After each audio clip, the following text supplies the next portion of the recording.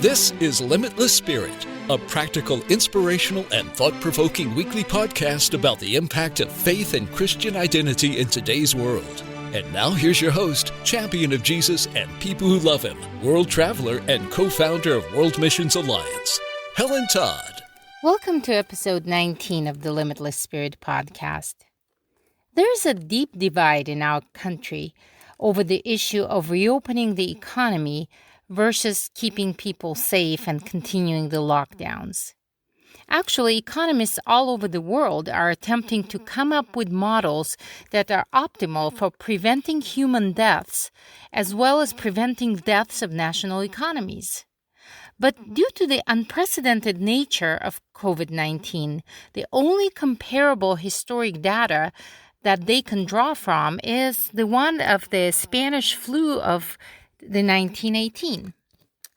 Overall, the consensus is that there is no one model that fits every nation. And even within a nation, unless it is a very small country, a national policy makes less sense than allowing regions to decide depending on a situation in each region. In the United States, from the political standpoint, it is a divide between the Republicans and Democrats. I want to look at this issue from the standpoint of faith. One might argue that Christianity is very straightforward about elevating the well-being of another individual above your own. The problem is that the concept of well-being in the realm of global pandemic is very different from one person to another. Today, my guest is Phillip Todd, an economic policy analyst for the U.S. Senate, a member of the National Economists Club, a committed Christian who also happens to be my oldest son. I wanted to know his perspective on the reopening of the economy versus saving lives, as well as how some of the relief policies seem to contradict each other, and how can this be resolved? And also, what is the moral objective for a Christian under these circumstances?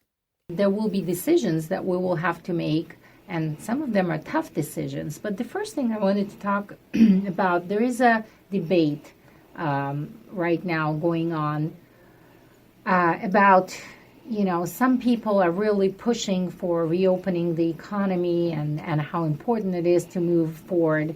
Others are saying, is it not more Christ-like to sacrifice the economy and protect the health of those who are vulnerable? So what is your opinion on that?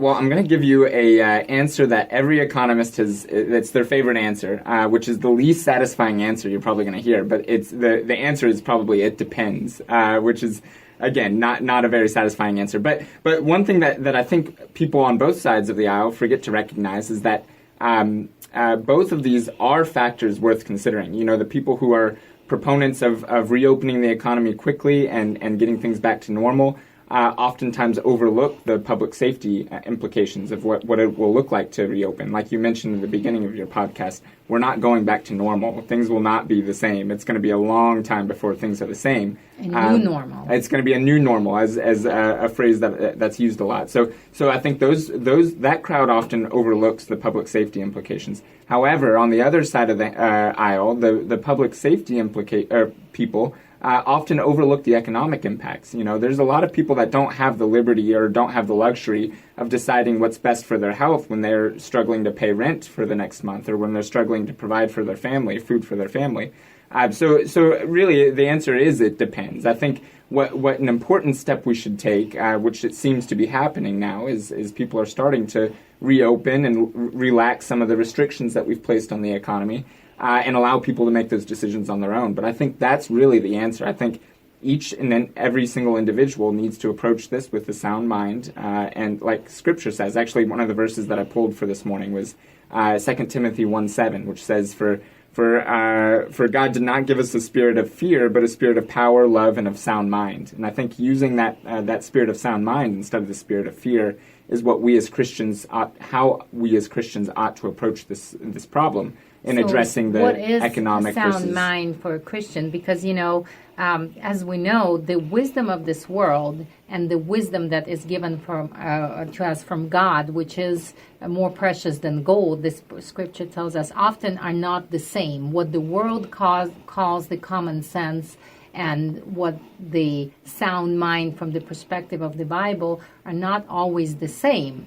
So what is, for a Christian, the sound mind in that situation? Well, it's a delicate line, I think. There's decisions that are made out of fear, and there's decisions that are made out of sound mind. If an example, and I can't have a blanket statement that applies to every single person because every person's scenario is different, and that's what is difficult about economic policy is you can't have one policy that universally benefits everyone. That's almost impossible. But what I can give you an example. So someone. An elderly person, maybe with pre-existing conditions, who is living off of retirement as it is, maybe it's not as important for them to go back to work immediately. Maybe it's more important for them to stay in their houses, let this blow over, let the cures develop, let the vaccines develop, and take their time re-entering the economy. It's not the most ideal scenario, but for them that might be the best decision, a sound decision. However, if you're a young and healthy but low-income individual that has a family to provide for, it may make more sense for that person to go back to work as soon as possible, as soon as things start to open up. So I really think it really depends on your scenario, but I do think you need to act with, like Scripture says, you need to act with a sound mind. You need to think about the parties that's being affected, whether that be your family, whether that be your wife, whether that be your kids, whether that be your husband.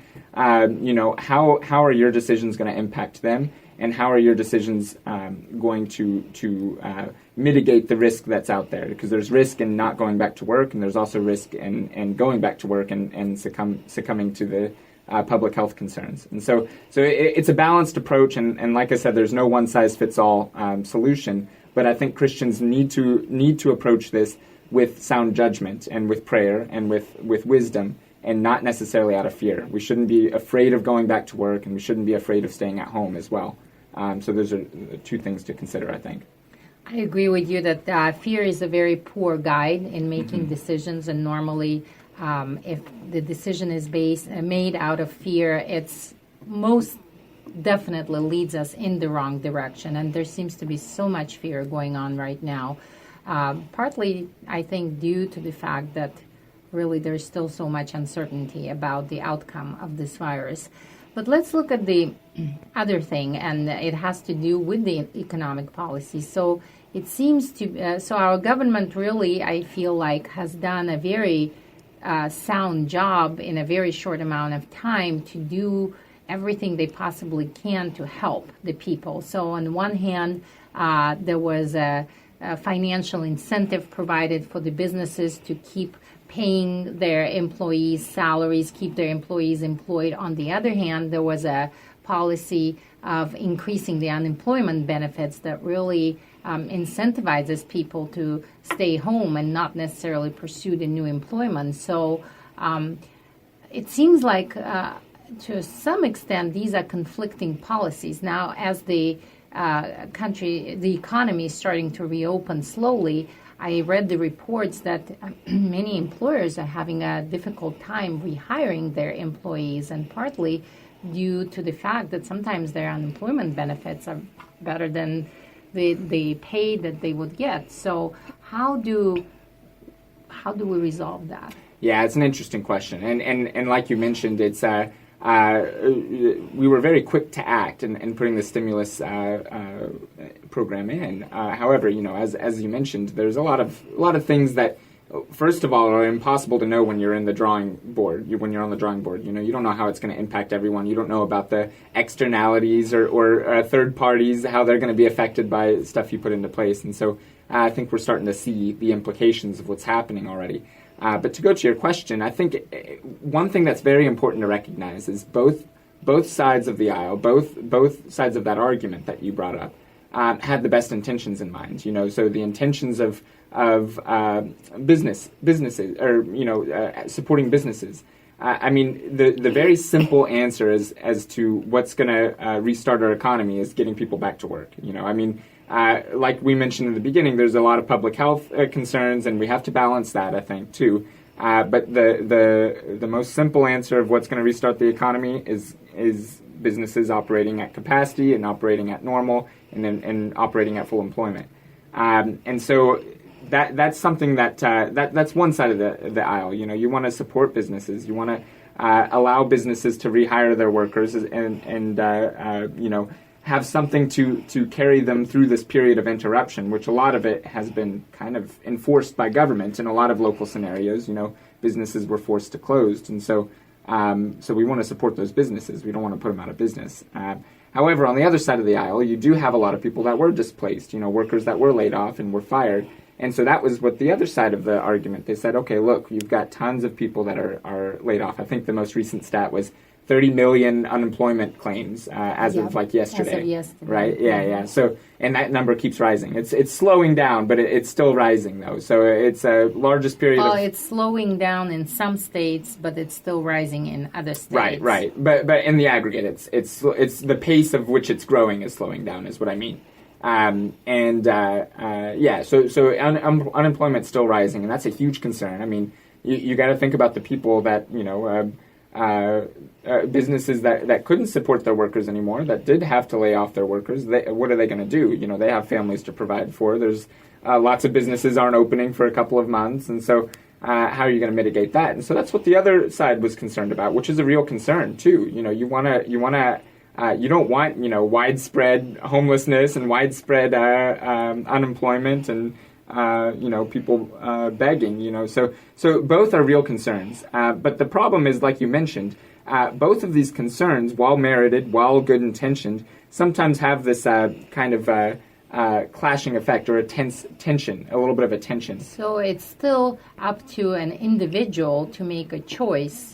How do they respond in that situation? Yeah, so I think what again, the basic premise of economic theory is that people respond to incentives. So we as policymakers shouldn't be too upset that employees are taking advantage of unemployment and businesses are taking advantage of loans. But one thing that we as Christians should consider is that we are called to a higher purpose. We are called to a higher standard, and one thing that we should consider as Christians, I think, is what the intentions were. So we knowing in the back of our mind, the best way to get things back to normal, the best way to help everybody is to get the economy back to normal. And so to do that, we have to operate with the intentions of the program. So the intentions of the unemployment benefits are transitory. You are laid off. You receive unemployment while you're looking for a new opportunity, and I think that's what the approach that Christians should have in that scenario. On the flip side, businesses, you're having to lay workers off, and that the economy is eventually going to reopen, and so what your intentions as a business owner should be is try to seek funding to get your employees back so that you can easily restart when things do start to open. Because one of the things that I think people forget to realize is that once a business closed down, it's expensive to start back up. It's really expensive, and I think we'll begin to see that as the economy reopens. That there's going to be a substantial cost in restarting all the factories, restarting restaurants, restarting all of your movie theaters, and all of that. There's going to be some cost associated with that. And so I think what's important to realize is that our duty as Christians, whether you're a business owner, whether you're an employee, is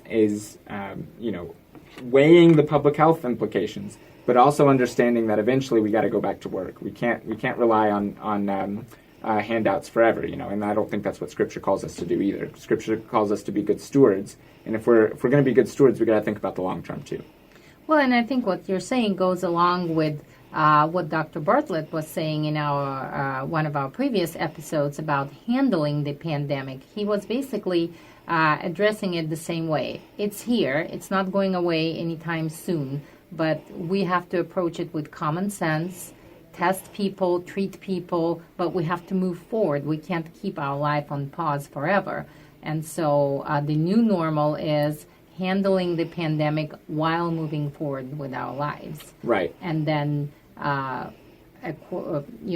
going along with what you said, considering for each one of us, considering what is the right decision for people around us and for those that we love. Right, and I think it's important to recognize that it's the what's best for you and your family is not a decision government can really decide for you. You know, the government can help out, and which it is doing, I think, in a large capacity. But the decision of ultimately what's best for you and your family has to be made by you. You know, so I think that's important for us as Christians to take responsibility and understanding what's going to be best for your situation and your circumstance.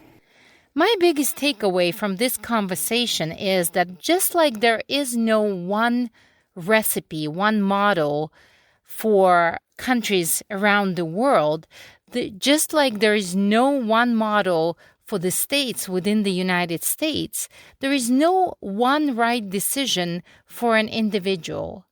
The matter of personal responsibility and assuming personal responsibility for your own well-being and how it affects people around you is a very biblical concept.